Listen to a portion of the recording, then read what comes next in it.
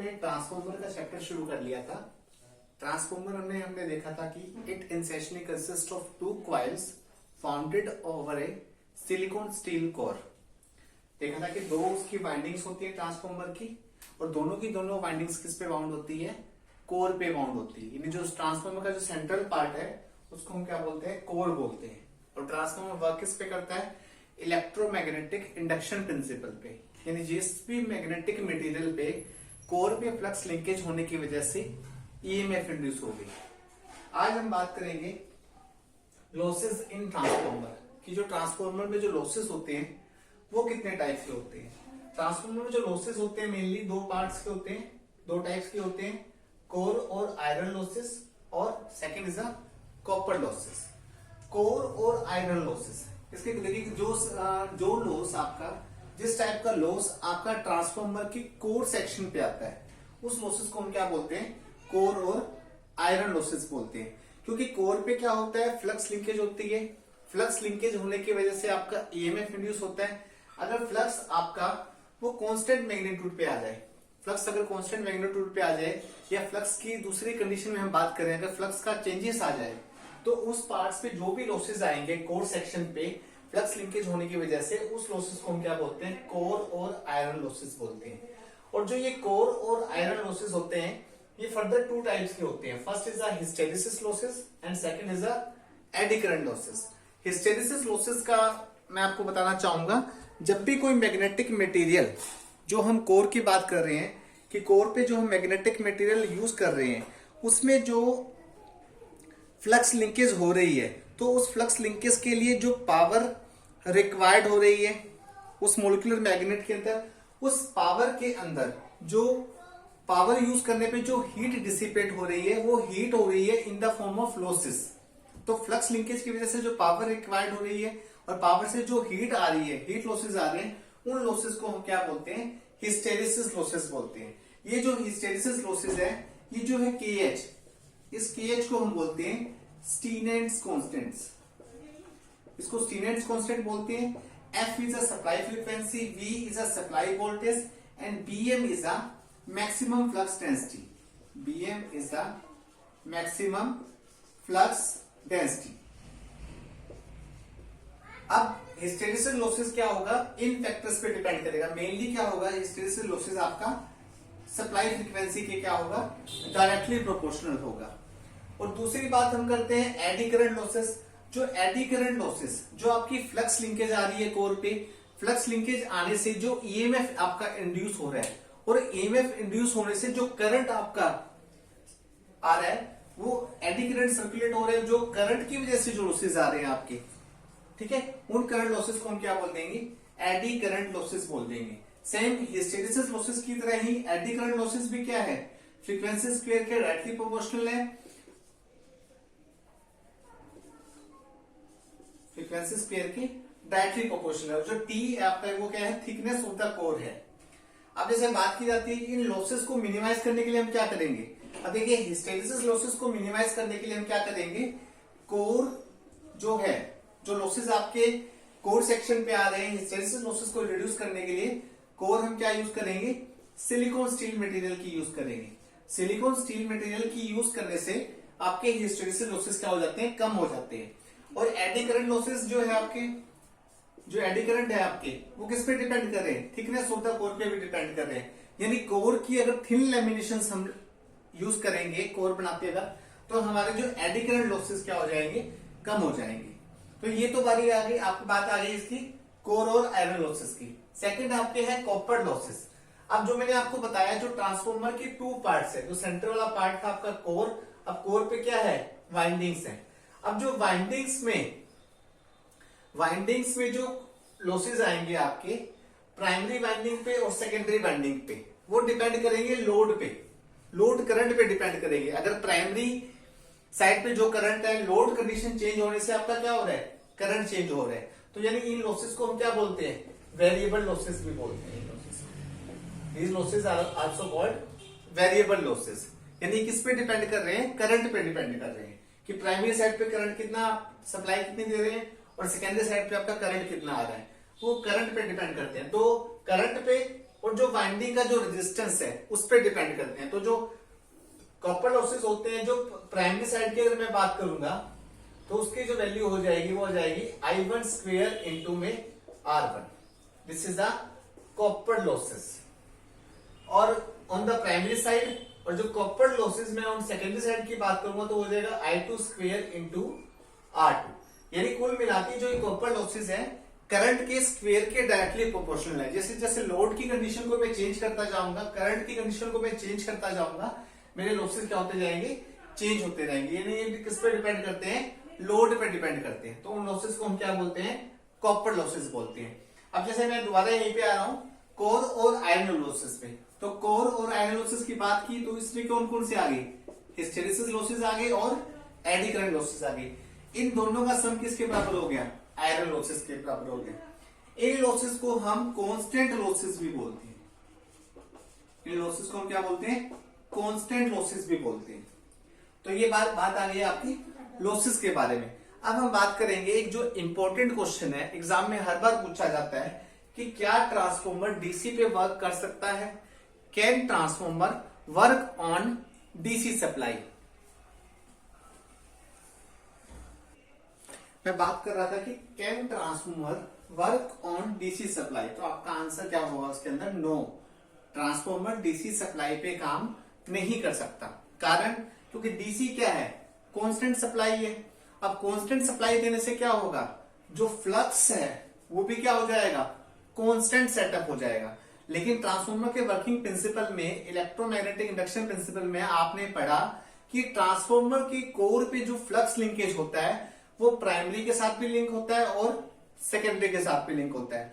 Primary के साथ link होने पे सेल्फ इंड्यूस ईएमएफ और सेकेंडरी के साथ लिंक होने से म्यूचुअली इंड्यूस ईएमएफ होता है। लेकिन जैसे ही मैं डीसी, रेटेड डीसी वोल्टेज को मैं क्या करूंगा, अप्लाई करूंगा, तो क्या हो जाएगा, अगर रेटेड डीसी वोल्टेज प्राइमरी के अक्रॉस अप्लाई की जाएगी तो फ्लक्स कांस्टेंट मैग्नीट्यूड का कोर के ऊपर सेटअप हो जाएगा।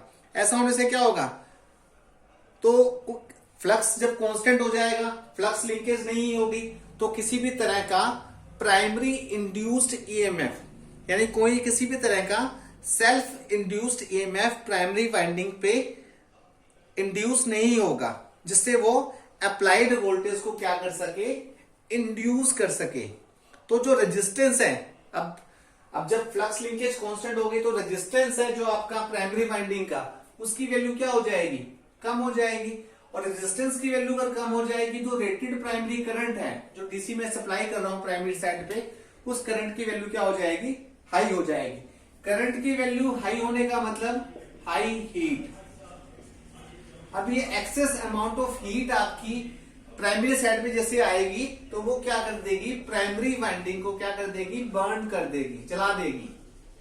प्राइमरी वाइंडिंग को क्या कर देगी, बर्न कर देगी। प्राइमरी वाइंडिंग को बर्न करने से तो क्या हो जाएगा, ट्रांसफॉर्मर का ट्रांसफॉर्मर पूरा क्या हो जाएगा, आपका डैमेज हो जाएगा। इसका मतलब कि ट्रांसफॉर्मर आपका डीसी सप्लाई पे वर्क नहीं कर सकता। अब हम बात करते हैं कि जो आइडियल ट्रांसफॉर्मर क्या होता है। वैसे तो ये टर्म आपकी आइडियल ट्रांसफॉर्मर है, लेकिन फॉर द कन्वीनियंस हम इस आइडियल ट्रांसफॉर्मर को यूज करते हैं as a actual transformer. Actual transformer ये टॉपिक बता दिया गया है आइडियल ट्रांसफॉर्मर, लेकिन बेसिक इसकी जो कंडीशंस हम लोग देखते हैं उस कंडीशन के बेसिस पे और इसकी स्टडी के बाद हम इस आइडियल ट्रांसफॉर्मर को क्या बोलते हैं, एक्चुअल ट्रांसफॉर्मर। तो आइडियल ट्रांसफॉर्मर एक ऐसा ट्रांसफॉर्मर है which has no ohmic resistance, no magnetic flux leakage. जैसे फर्स्ट मैंने आपको बताया no ohmic resistance. No ohmic resistance का मतलब क्या हो जाएगा, नो ओमिक रेजिस्टेंस का मतलब क्या हो जाएगा, no losses. No losses occur in the no losses occur in the primary and secondary winding। यानी किसी भी टाइप का लॉस आपका रेजिस्टेंस जीरो होने की वजह से, नेग्लिजिबल होने की वजह से किसी भी टाइप का लॉस आपका प्राइमरी और सेकेंडरी वाइंडिंग पे नहीं आएगा।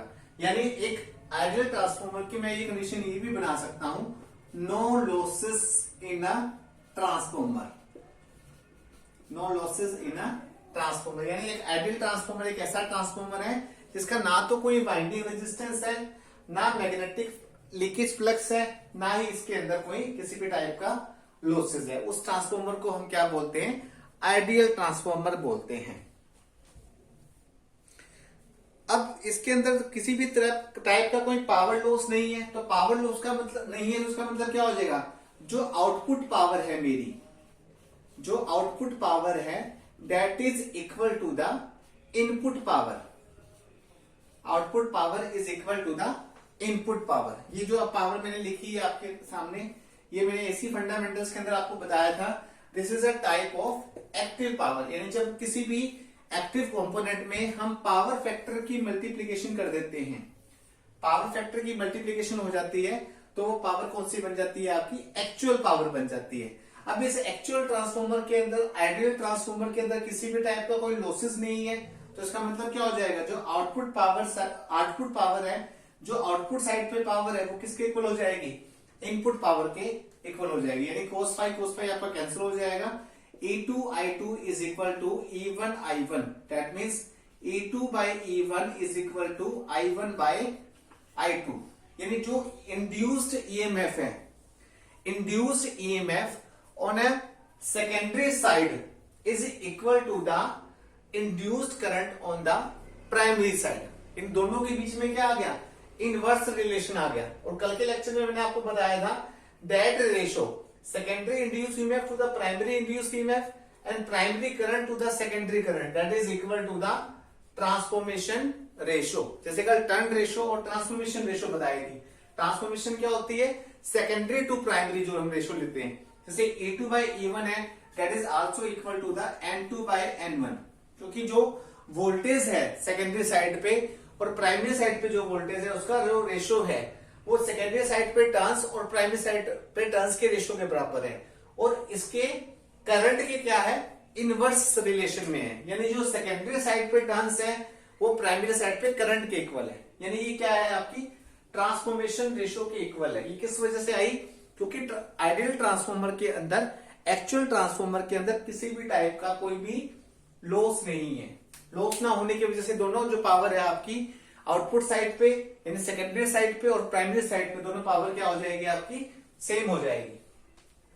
अब नेक्स्ट मैंने बनाया है इसके अंदर, देखिए मैंने एक्चुअल ट्रांसफॉर्मर का डायग्राम बनाया हुआ है। इस पे जो E1 है ये क्या है, प्राइमरी साइड पे इंड्यूस्ड EMF। अब सप्लाई देने से प्राइमरी साइड पे एक मैक्सिमम फ्लक्स क्या हो रहा है, आपका कोर पे सेटअप हो रहा है। ये जो मैक्सिमम फ्लक्स है आपका प्राइमरी साइड पे भी लिंक कर रहा है और सेकेंडरी साइड पे भी लिंक कर रहा है।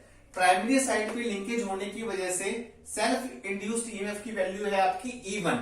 That E1 is equal and opposite to the applied voltage and that IM is a maximum current. जो प्राइमरी साइड पे मैंने सप्लाई दी उसका जो करंट, मैक्सिमम करंट क्या है, IM।